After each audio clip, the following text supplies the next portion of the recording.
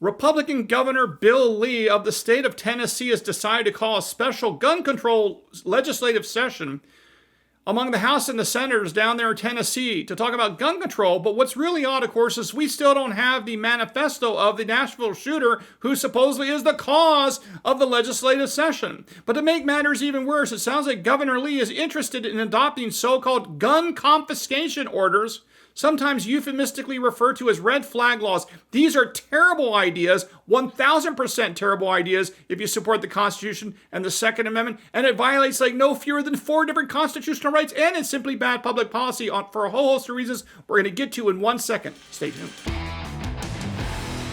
Hey folks, I'm Mark Smith, host of the 4 Box of Dine, a proud American gun and a constitutional attorney, member of the United States Supreme Court Bar, and author of the book First They Came for the Gun Owners, the campaign to disarm you and to take away your freedoms. That's a book that I wrote a few years ago, but you want to check it out because it has a huge chapter on red flag laws, which we're talking about in today's discussion.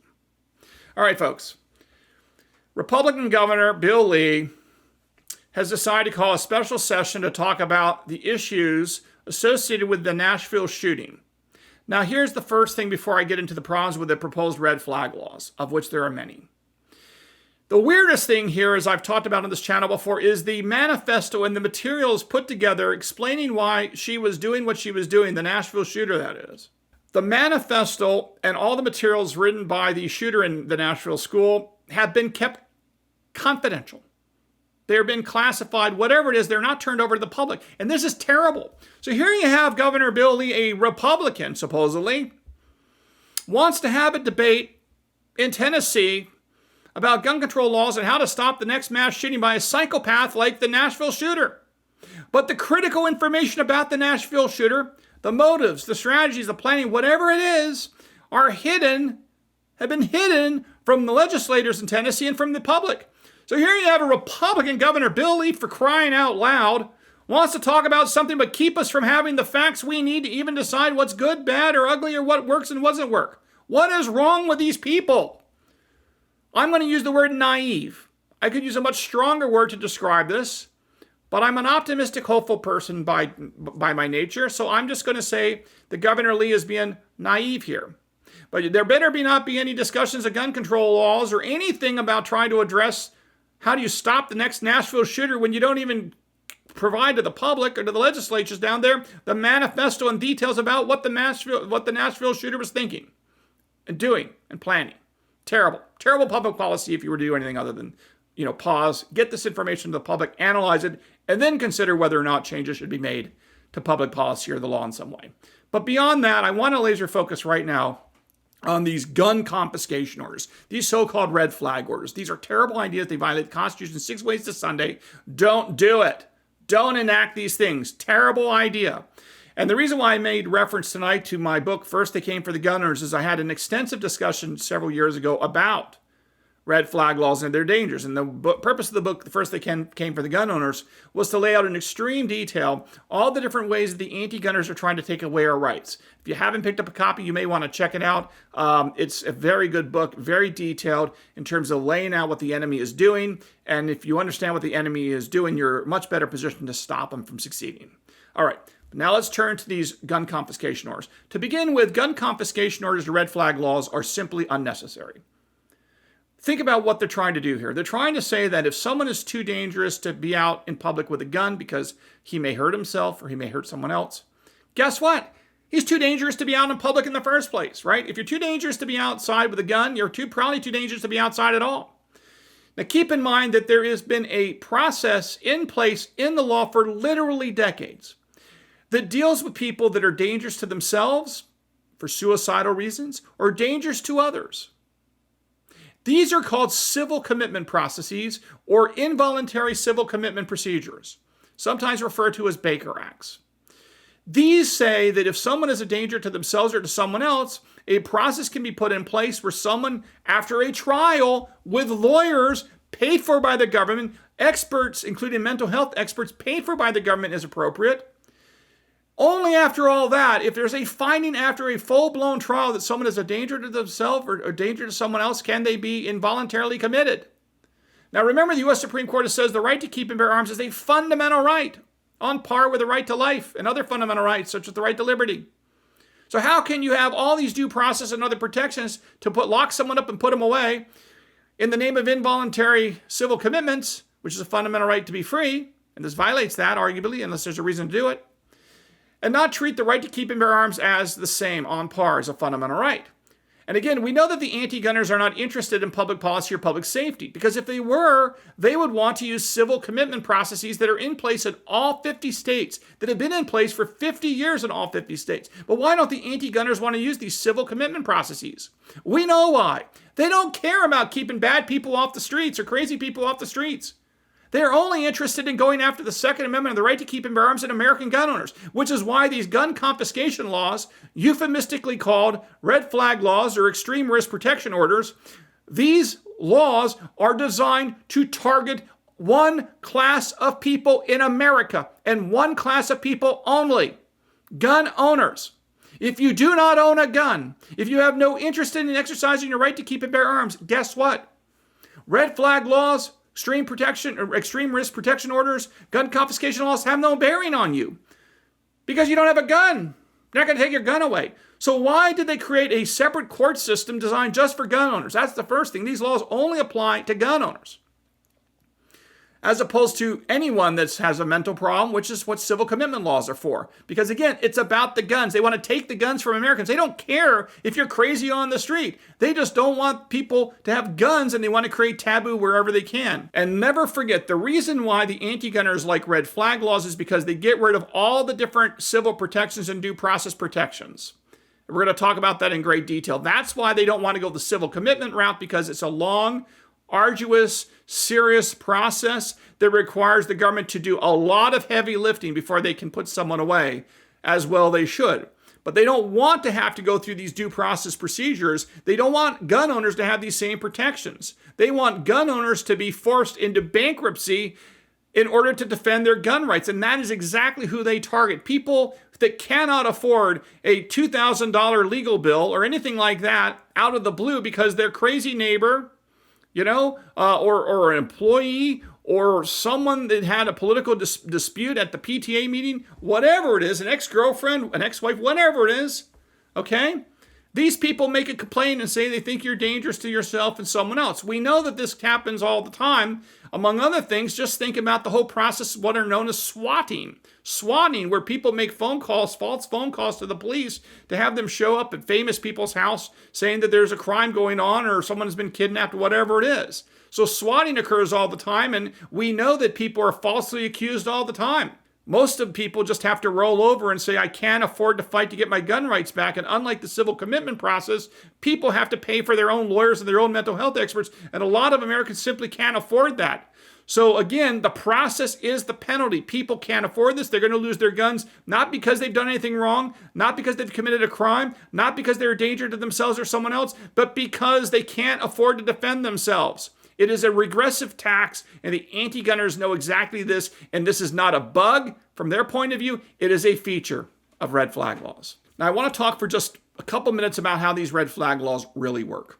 The first is someone files a complaint. It could be police officers. It could be, again, a crazy ex-girlfriend or ex-boyfriend, whatever it is.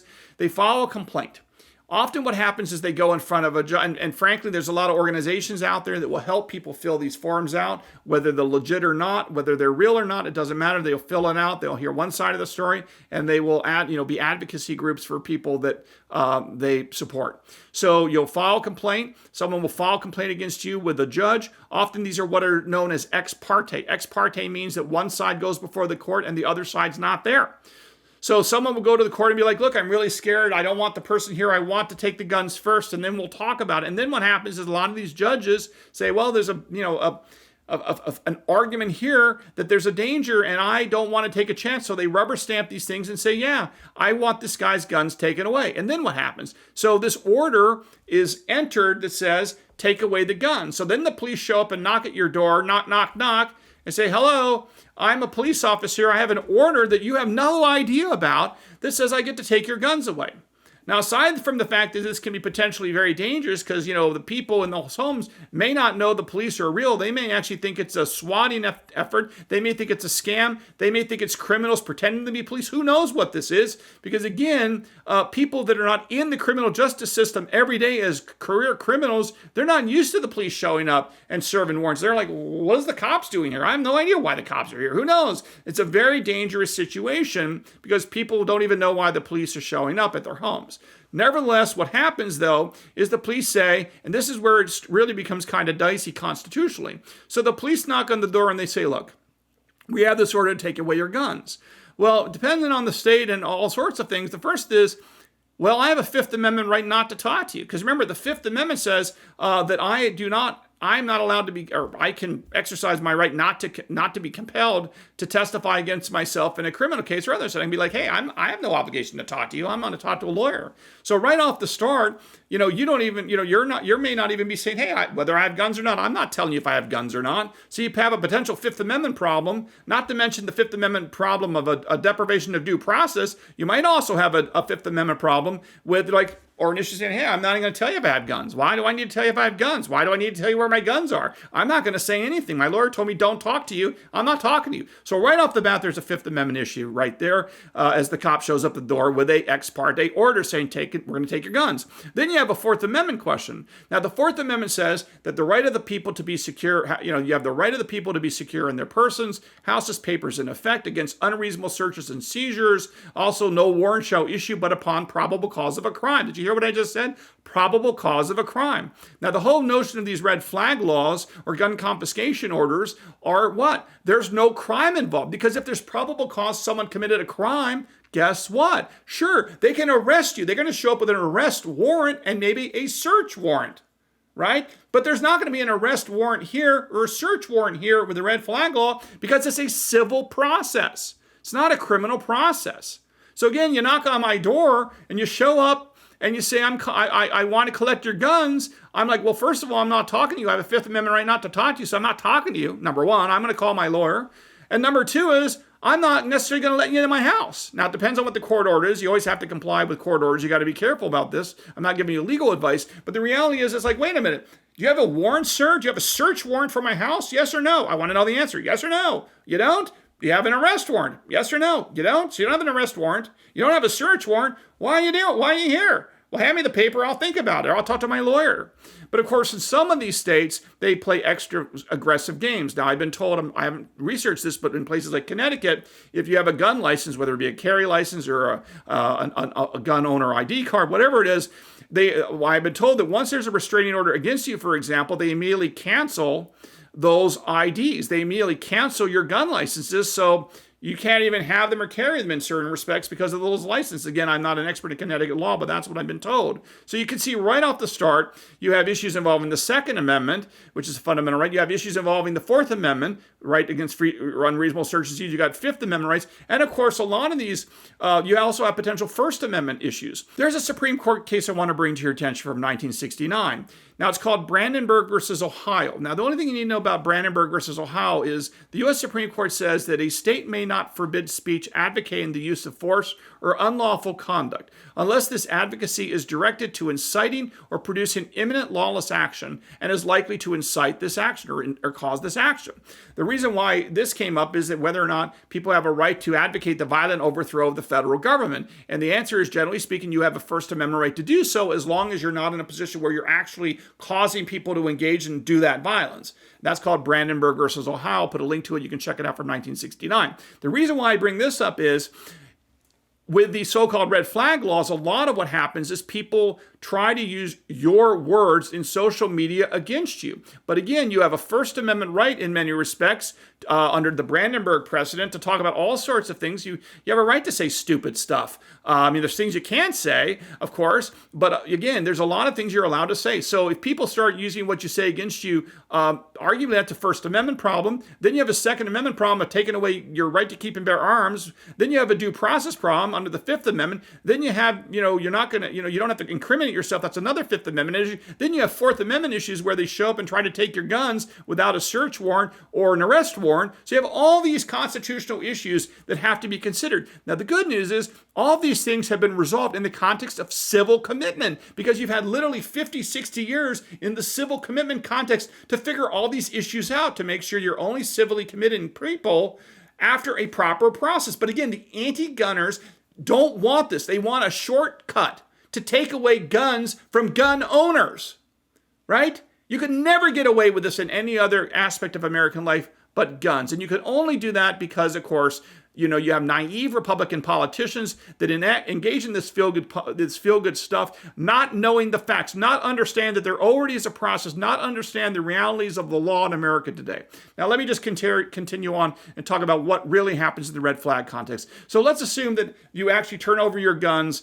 A couple things to think about. Well, sometimes you can take your guns and give them to a local FFL, and that's fine, but sometimes the police take your guns. And I will tell you this, dollars to donuts, those police, when they take your expensive guns that you've kept in a beautiful mahogany cabinet or all that great stuff a lot of you do out there, I can assure you, when they take those guns and they toss them in the back of their patrol car's trunk, they're not going to be taking care of it the way you would. They're going to be dinged, they're going to be banged, they're going to be scratched. I'm predicting that is what's going to be happening with your guns. You're not going to treat them with the same level of care and respect that you will, because they're not their guns. Hello, it's a reason why people don't do car washes with rental cars, right? Because they don't own them. So the cops are not going to take care of your guns the way you do, because, again, they're not their guns. But now let's carry on. So let's say you've lost your guns now. Now what do? Now you have an opportunity to be heard. Now here's where the anti-gunners like to play games. They say, well, you can ask for an emergency timely hearing. Yeah, but think about that for a moment. So now someone's knocked at your door. You've lost all your guns. They've gone to the police station. Who knows where they are and how they're being treated, and now you have no guns. Then what happens is you got to pick up the phone and call a lawyer. Your lawyer's going to be like, hey, I want to help you out. It's going to be thousands of dollars. I need a retainer now, but here's the thing. I've got a vacation next week. I've got a trial next week. I've got a closing in a real estate transaction next week. Whatever it is, lawyers are busy by and large. Okay, so you're going to call up a lawyer and be like, when can we get this done? He's like, hey, it's going to take like 3 weeks because I need to learn your case. I've got to get witnesses. I may have to hire an expert. I need to look at the documents. I got to figure out what's going on here. And I've got other work. So the reality is, no matter what the anti-gunners like to say is, you can have a hearing in 3 days. Yeah, theoretically, but the reality is your lawyer that you hire is likely not going to be able to show up in 3 days because often they're quite busy. Maybe they'll show up. And again, they also want time to prepare to defend you. And they may need to pull mental health records. They may need to talk to your doctors. They need to talk to your wife. They may need to talk to your kids, whatever, their spouse, whatever. They need to put their case together to make sure you ultimately win, because you don't ever want to lose these cases. So again, that's going to take time. So even once you've lost your guns, it's going to take a while before you even have a chance to go back to court to try to get your guns back. And it's going to cost you a lot of time and money if you can even afford it. So then you go to court, and then what? Let's assume you have a big fight, you hearing, everything else, and it all goes your way and you win. That's great news, yes? But then here's the kicker. Once you've won, you then got to get a court order, usually, from the judge that tells the police department or the FFL, give back the guns. So now you got to go back to court and be like, look, thank you for letting me win, and the red flag law goes away. But remember, I don't have the guns now. The FFL has the guns. The police have the guns. Now you need to get a court order or some document from the court that you can go over to the police department. You can go over to the FFL and say, look, I won. You are directed to give me back my guns, because they're going to want to protect themselves, and they're going to want to make sure that it's crystal clear from the court. So again, that's a whole nother headache that you have to deal with. All of this stuff, of course, is designed, all of these headaches, the cost, the stress, this is not a bug of the system from the anti-gunners' point of view. This is the feature. This is what they want. They want you to give up. They want you to give up your rights. They want to bankrupt you. They don't want you to be in a position where you can donate money to pro-gun candidates. They want you to spend your money on crap like this. That is the whole plan of these red flag laws. Now, they may talk about, and again, every time they say, we want to protect people from people doing bad things to themselves or to others, the answer is yes. Then use the civil commitment laws that are already on the books. Why don't you want to use that? And we know the answer is because it provides too much in terms of due process and other constitutional protections, and they hate that. Because remember, a lot of these anti-gunners don't like the Constitution. They don't like the Second Amendment. They don't want you to exercise your First Amendment rights to talk about the guns, and they don't want you to exercise your Fourth, your Fifth Amendments, all these other amendments they don't like because they really just want to be your bully, your boss. They want you to be a serf, a subject, and not a citizen. And this Four Boxes Diner channel right here is about helping you protect yourself and try to keep you and all of us as citizens for as long as we possibly can. All right, folks, so I hope you learned a little bit something today about red flag laws. And again, I call them gun confiscation laws or gun removal laws. If you haven't subscribed, please do so. And we'll see you again soon here at the Four Boxes Diner. Orders up. Table 2A.